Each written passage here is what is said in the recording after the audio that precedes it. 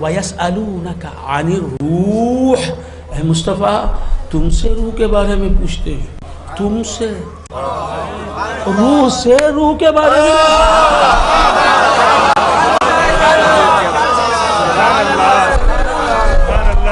تمہیں روح ہائے پھر یہ مجذوبانہ بات ہو گئی. ہاں مسند کی بات ممبر سے نہیں کہی جا سکتی.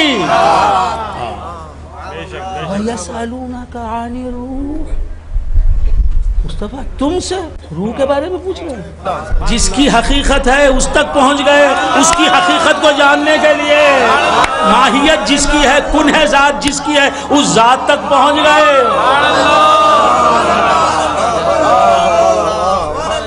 وَيَسْأَلُونَكَ عَنِ الرُّوحِ، تم ہی تو ہو، تم سے پوچھ رہے ہیں. وَيَسْأَلُونَكَ عَنِ الرُّوحِ، روح کے بارے میں تم سے پوچھ رہے ہیں. اس کے بعد کیا فرمایا؟ وَمَا أُوتِيتَ مِنَ الْعِلْمِ إِلَّا قَلِيلًا، نہیں اے مصطفیٰ تم کو بہت تھوڑا علم دیا گیا. یہ لوگ ہم بولتے نا ان کو کیا معلوم ہے.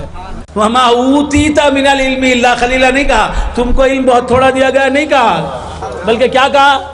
وَمَا أُوتِيتُم مِّنَ الْعِلْمِ إِلَّا قَلِيلًا، علم تم کو تھوڑا ملا ہے. علم تم کو تھوڑا ملا ہے. جس روح کی حقیقت کو تم جاننا چاہتے ہو اس روح کی یہ روح ہے. جس روح کی حقیقت تم جاننا چاہتے ہو ارے وہ روح یہی ہے.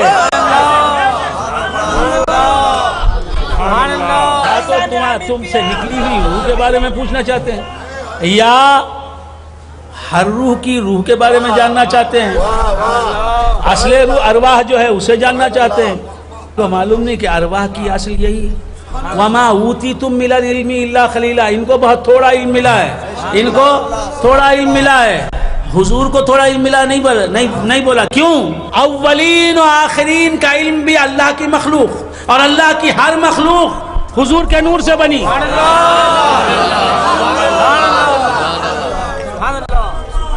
تو جو علم کی اصل ہو اس کے بارے میں کیسے کہے گا خدا کہ وَمَا أُوتِيتَ مِنَ الْعِلْمِ إِلَّا قَلِيلًا، اے مصطفیٰ تمہیں بہت تھوڑا علم ملا. نہیں، یہ روح کی اصل، یہ علم کی اصل. اس سے پوچھ رہے ہو روح کے بارے میں بتاؤ، یہ روح کی بھی اصل ہے. تمام روحوں کی روح ہے یہ، اور تمام علوم اسی کے نور سے نکلے ہیں، روح سے نکلے ہیں، حقیقت سے نکلے ہیں. روح تو حضور کو کہیں وروحی کا نہیں کہا کہ جس کی نسبت اللہ اپنی طرف دے، حضور کی طرف اسی نسبت نہیں دیتا.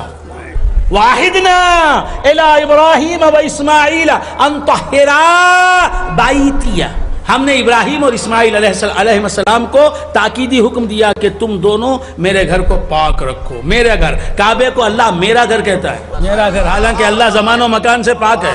اب جب میرا گھر کہا تو اب کسی کا گھر نہیں کہا. تو حضور کی روح کو حضور کی روح بھی کیوں نہیں کہا؟ اس لیے کہ اسے اپنی طرف منسوب کرتا ہے.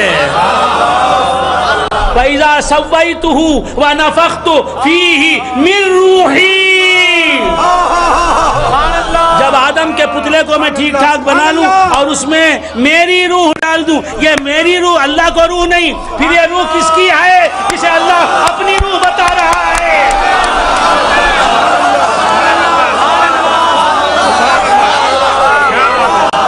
فَإِذَا سَوَّيْتُهُ، جب میں اس روح کے قابل آدم کا جسم بنا لوں. بادشاہ ہیں سلام اللہ شاہ، بادشاہ ہیں، مثال کے طور پر سلام اللہ شاہ صاحب بادشاہ ہیں، تو ان کا گھر جھوپڑا ہوگا؟ بادشاہ کا گھر اس کی شان کے لائق ہوتا ہے، تو بنانے والا اس کی شان کے لائق بناتا ہے. اللہ فرماتا ہے فَإِذَا اے ملائکہ، جب میں آدم کا جسم ٹھیک بنا لوں، کیونکہ آنے والا وہ نبیوں کا بادشاہ، جن و ان کا بادشاہ، وہ کونین کا بادشاہ، وہ آنے والا ہے، وہ آنے والا ہے، اس کے لائق اس کا محل بنا لوں. یہ آدم کا جسم، آدم کا پیکر کیا ہے؟ آدم کا پیکر، آدم کا پیکر ہی تو ہے جس کی وجہ سے آدم کو آدم کہا گیا. یہ جسم ہی تو ہے جس کی وجہ سے آدم کو انسان کہا گیا، روح کی وجہ سے نہیں، جسم کی وجہ سے۔ اور انسان کو یہ مقام دیا اللہ نے، کیوں؟ وہ نبی کا حضرت آدم جو اصل ہیں تمام انسانوں کے، ان کو نبی کا گھر بنایا۔ ان کی انسانیت، ان کی جسمانیت کو نبی کا گھر، نبی کا مکان بنایا۔ کہا کہ آدم کے بیٹو سنو، وَلَقَدْ كَرَّمْنَا بَنِي آدَمَ، ہم نے بنی آدم کو، آدم تو پیغمبر تھے، آدم تو نبی تھے، رسول تھے، بنی آدم کو، بنی آدم میں جو بھی آدم کا بیٹا ہے وہ بنی آدم ہے، وہ انسان ہے۔ ہر انسان کے تعلق سے یہ آیت، ہر انسان کی تعریف کر رہی ہے یہ آیت، خواہ وہ کافر ہو یا مسلمان ہو یا مشرک ہو یا مرتد ہو یا ملحد ہو۔ وَلَقَدْ كَرَّمْنَا بَنِي آدَمَ، ہر انسان کو، ہر بنی آدم کو، ہر اولاد آدم کو ہم نے کرامت دی، عزت دی، تکریم دی۔